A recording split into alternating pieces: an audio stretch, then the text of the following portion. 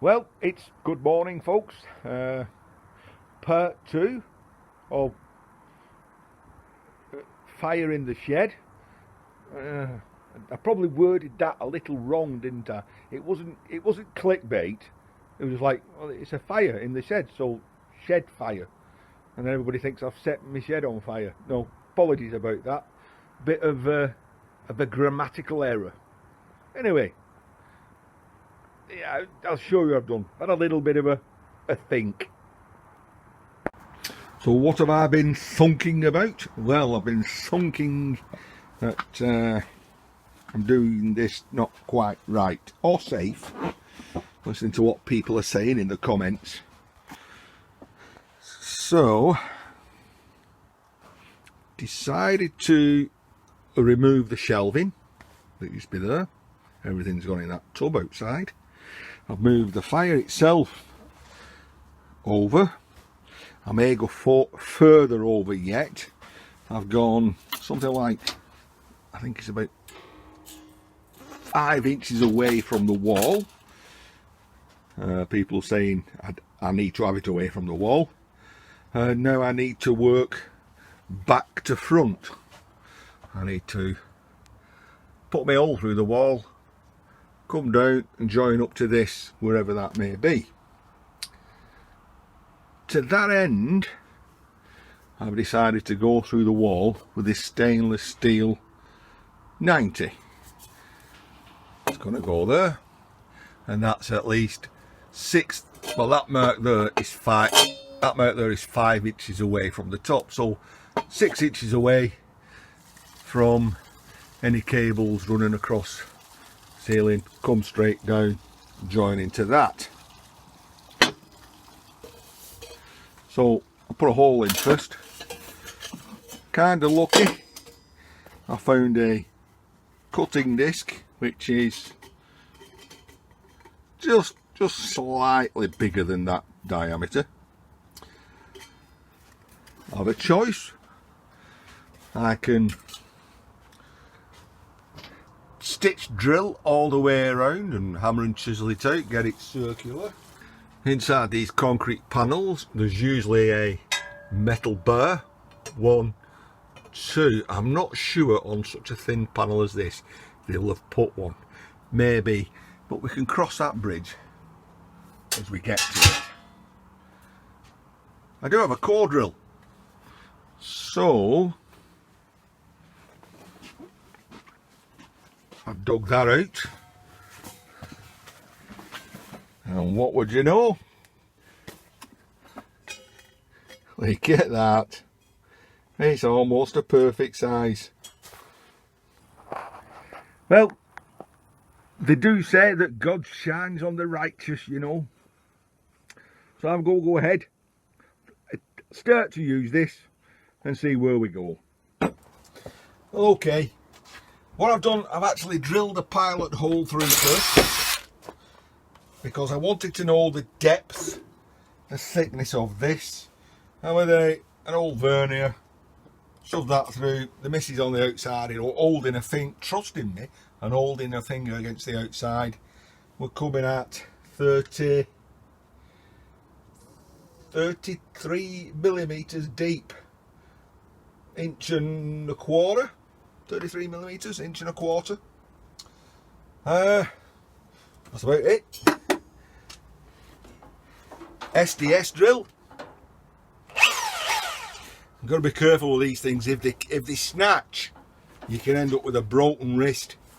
I don't think a bit of water doesn't do any harm. I don't think. So we're going to give it a bit of lubrication. We've already pre-drilled it. I just stick that in there, and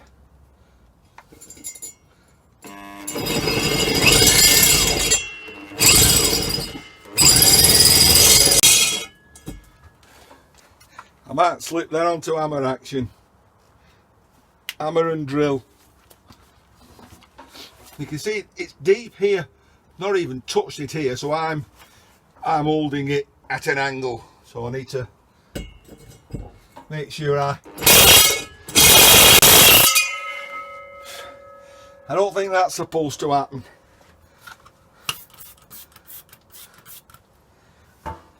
But it is on a taper.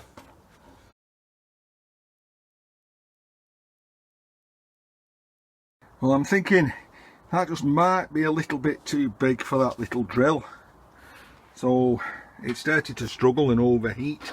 So what I've done, I'm trying to help, and I've stitch drilled it all round within that groove, and I'll take the rest out with the core drill. I suppose you can see where my core drill is. What I need to do now is remove some of this.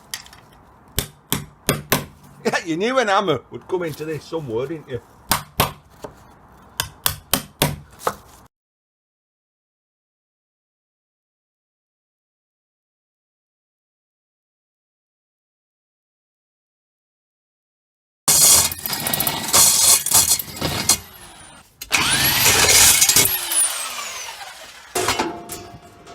The curtain, by the way, is just to stop the light shining through the window. The camera didn't like it. Well, let's see, eh? That's nice. That's all right. I know it's a little bigger, but I want to wrap some insulation round it. Now, that might be lead. It might be some fire blanket that I have. Well, that's fine. As far as I'm concerned, that's what I want.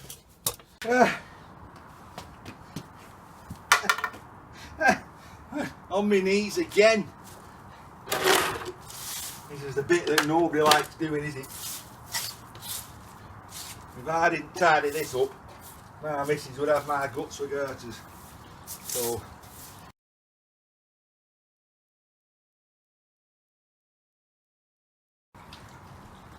I'll do for now. Well, I tell you what, it soon goes dark here. Soon goes dark. I think we was in the Arctic Circle, wouldn't you? But I don't know if you can see that. We've got quite a nice sunset and a lovely crescent moon.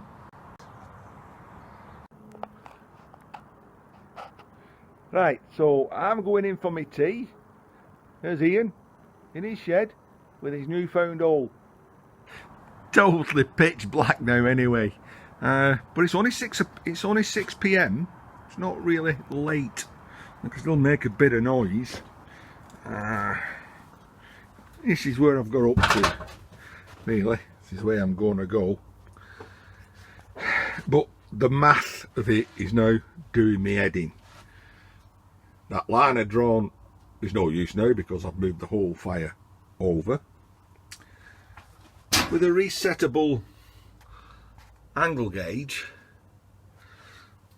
that is 28 degrees. So I need to do some maths. Right, let's see if I can explain what I'm doing, because it's confusing me, because I'm not very good at maths.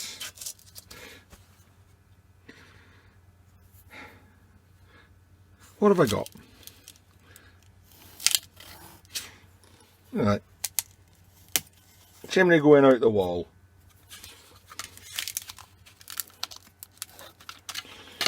So we know that that's 90 degrees. We've got our chimney coming up at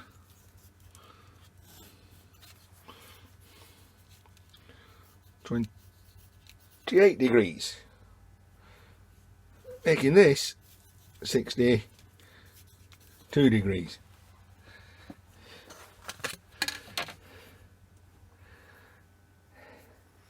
This means I want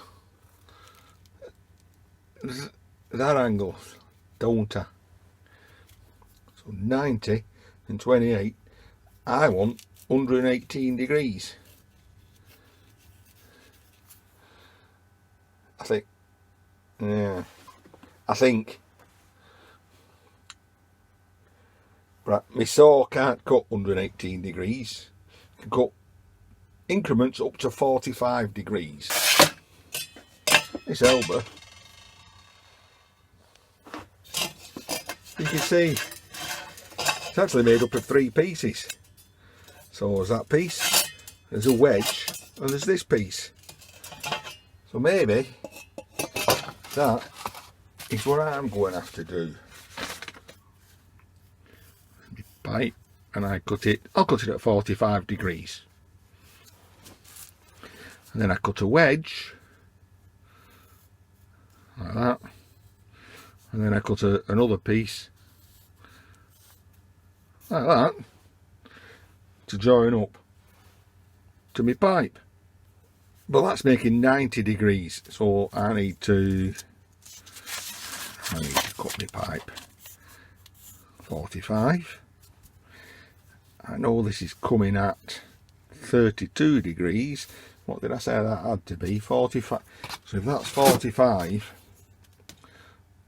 of that, so I'll work out the degrees, but I then need to cut a piece like same again. I need to cut a wedge like that, and then another wedge like that to match the angle what I want. So that will be 28 degrees, whatever, 118 degrees. Yeah, of course. Well, I have to start somewhere. This pipe is a little bit too heavy to keep playing around with as it is. So I'm going to take a little bit of weight off. And I'm going to cut it horizontal to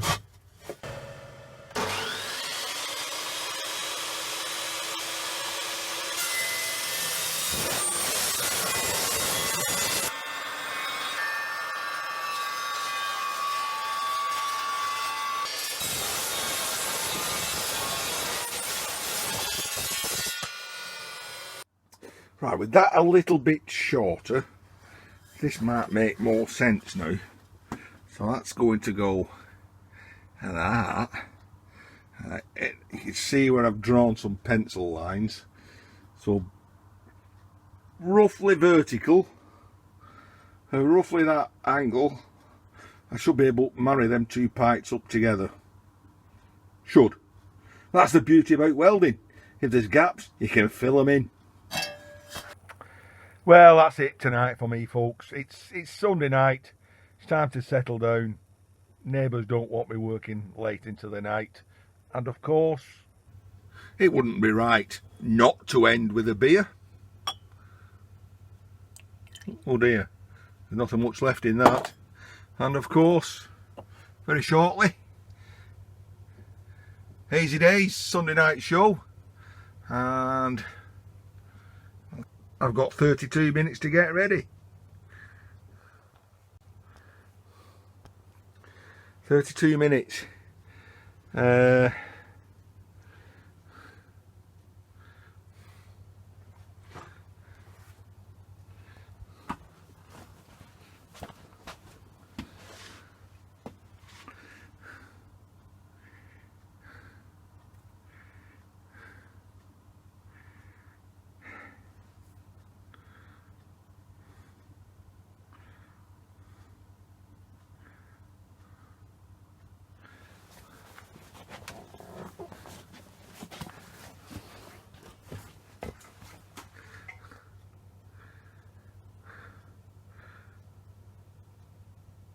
Yeah, 32 minutes.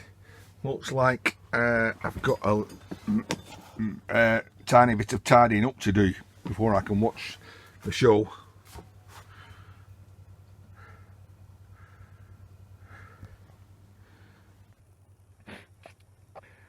Well, I might as well drink what's left. Shortly be New Year. Happy New Year, everyone. Look out for part 3, where I may actually set the shed on fire.